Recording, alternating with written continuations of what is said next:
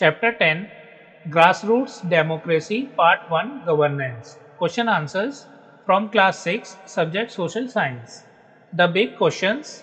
Question 1, what is the meaning of governance? Answer, governance is the process of making decisions, organizing the society's life with different sets of rules and ensuring that they are followed. It involves the creation and enforcement of laws and rules by a group of individuals or a system, typically referred to as the government. Question 2, why do we need a government? Answer, we need a government to maintain order and harmony in society. As people live together in communities, disagreements and disorder can occur, necessitating rules and laws to manage these issues. The government creates these rules and ensures they are followed, enabling society to function smoothly. Question 3, what is the meaning of democracy? Why is it important? Answer, democracy is derived from two Greek words, demos meaning people and kratos meaning rule or power. Therefore, democracy literally means the rule of the people. In a democracy, people elect representatives who make decisions and laws on their behalf. This system ensures that the voices of the citizens are heard and that they have a say in how they are governed. Democracy is important because it provides a framework for governance that respects the identity and dignity of cultures and peoples, and it ensures justice, equality, and development. Page 150, let's explore. Question 1, describe the two pictures given in figure 10.1 on page 151. What differences do you see between them? Answer. So friends, this is the figure 10.1 on page 151. The two pictures in figure contrast orderly and chaotic traffic scenarios. The left image, this one, shows an organized intersection with vehicles stopping at red lights and pedestrians using crosswalks reflecting adherence to traffic rules. In contrast, the right image, this one, depicts a chaotic scene with vehicles, bicycles, and pedestrians moving haphazardly without clear lanes or signals, indicating the absence of rules. These images highlight the importance of governance and rules in maintaining order and safety. The orderly picture illustrates the benefits of following rules, while the chaotic picture shows the potential dangers and confusion without them. Question 2, how do you connect this with our discussion on rules? Answer, the two pictures illustrate the necessity of rules for maintaining order. The orderly traffic scene demonstrates how rules and governance ensure safety and efficiency, preventing chaos and accidents. The chaotic scene without rules shows the dangers and confusion that can arise, emphasizing why rules are essential in any society to function smoothly and harmoniously. Question 3, what are some of the rules in your school? Who made them? Answer, some common school rules might include attendance. Students must attend school regularly and be on time. Next, dress code. Students must wear the school uniform. Next, behavior. Students must respect teachers and peers and avoid any disruptive behavior. Next, homework. Students must complete and submit their homework on time. Next, examinations. Students must follow the guidelines during exams to prevent cheating. These rules are usually made by the school administration, which may include the principal, vice principal, and school board. They may also be influenced by the input of teachers, parents, and sometimes even students through student councils or representatives. Let's explore page 153. Question 1, can you identify the categories of public service or other activities that are represented in the 10 pictures in figure 10.2 on page 152? Answer. So friends, this is the figure 10.2 on page 152. The 10 pictures in the figure represent various categories of public services and activities. First, road construction, this one, represents infrastructure development, specifically road building and maintenance. Second, train, this one, represents public transportation services, particularly railways. Next, army personnel, this one, represents national defense and security provided by the military. Next, healthcare, this one, represents medical and health services such as hospitals and clinics. Next, firefighters, this one, represents emergency services, specifically firefighting and disaster response. Next, traffic police. This one represents law enforcement and traffic management services. Next, Supreme Court. This one represents the judiciary and legal services ensuring justice and the rule of law. Next, school classroom. This one represents education and academic services. Next, postal service. This one represents communication services, particularly mail and package delivery. Next, government office. This one represents administrative and bureaucratic services provided by various government offices. These images collectively depict the various public services that play a vital role in the functioning and governance of society. Question 2. What role do you think the government plays in each of these activities? Answer. The government plays a crucial role in each of these public services. It funds and oversees the construction of infrastructure like roads and railways, ensuring safe and efficient transportation. The military is maintained by the government to protect national security. Healthcare services are provided and regulated to ensure public access to medical care.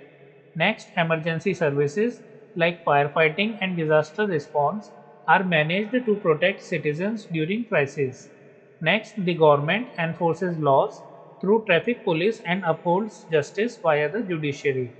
It also provides public education, communication services through postal systems, and general administration through government offices.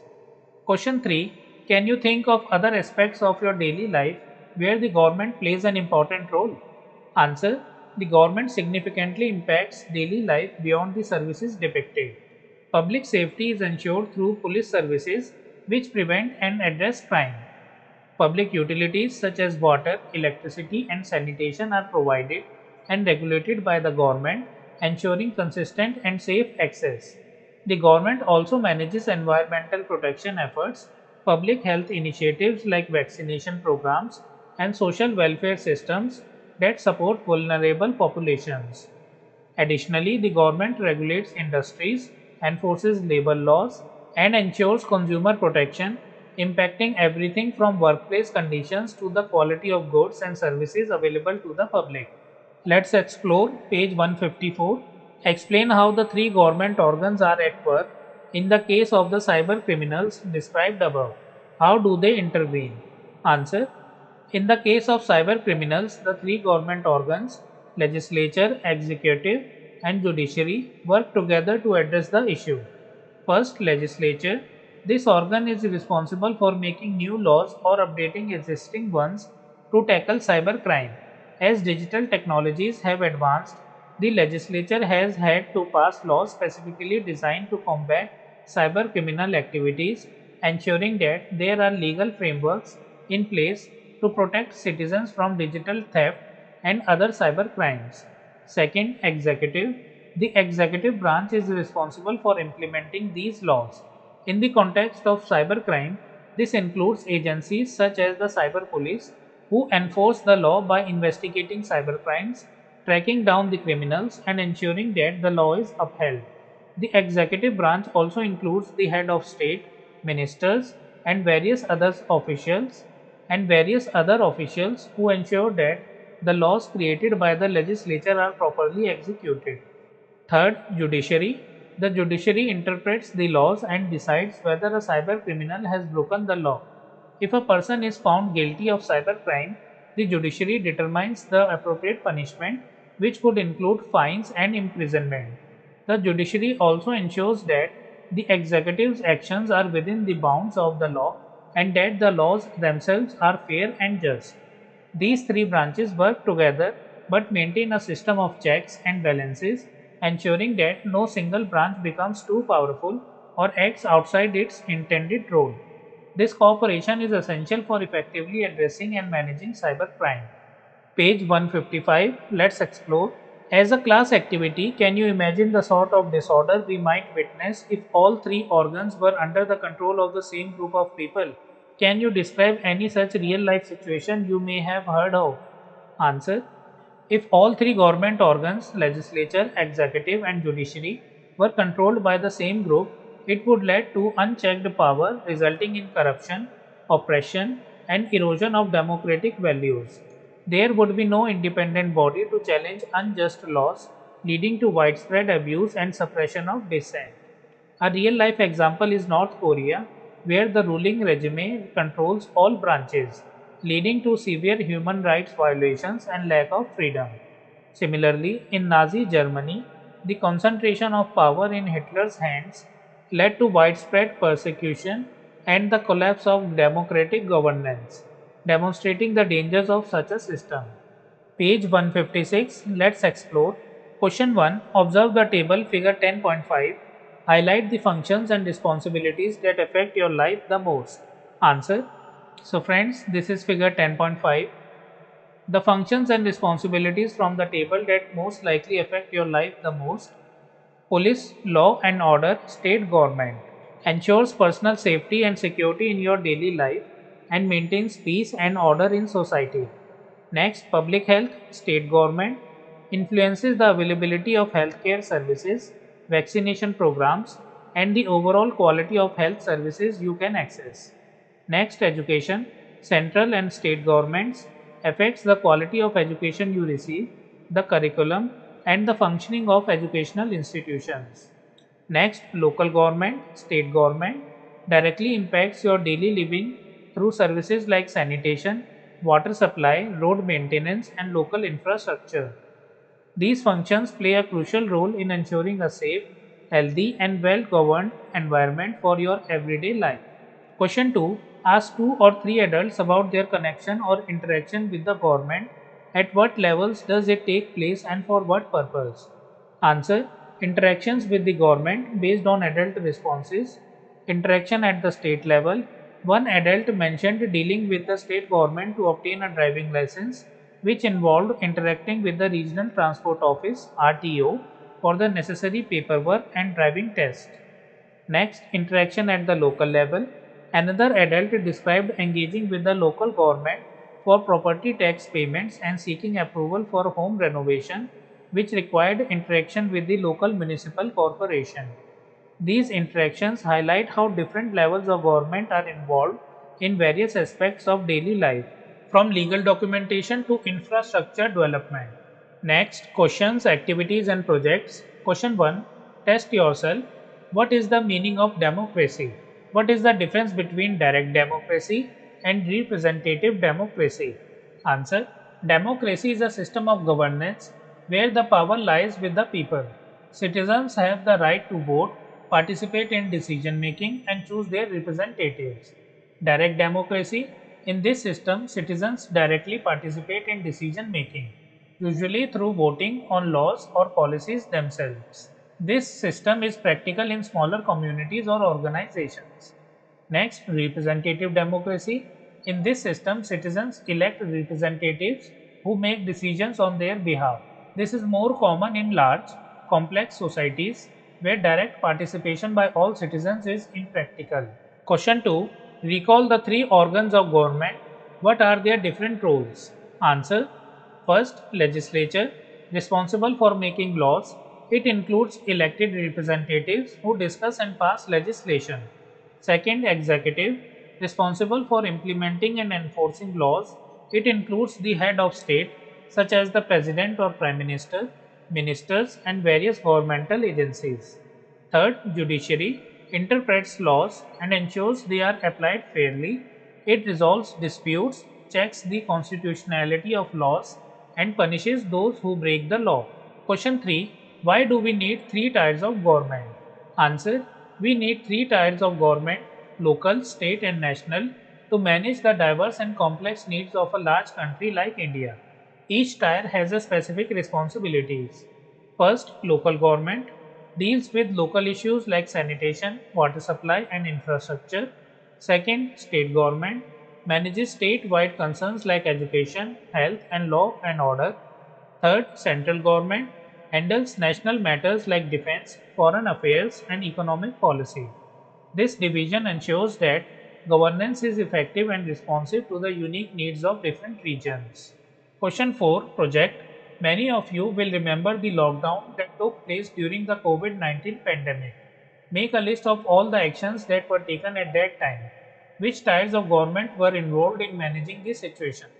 What was the role of each of the organs of government? Answer: actions taken. Nationwide lockdown was imposed. Implementation of social distancing and mask mandates. Establishment of quarantine centers and hospitals. Distribution of food and essentials to vulnerable populations. Financial relief packages for affected industries and individuals. Online education systems were set up. Tiers of government involved. Central government imposed the nationwide lockdown, provided financial relief, and coordinated international efforts for medical supplies. Next, state governments managed the health response within states, enforced the lockdown measures, and provided state specific relief efforts. Next, local governments handled the distribution of essentials, maintained law and order at the local level, and set up quarantine centers. Role of the three organs: legislature passed laws and regulations to manage the pandemic response, including financial relief and healthcare measures.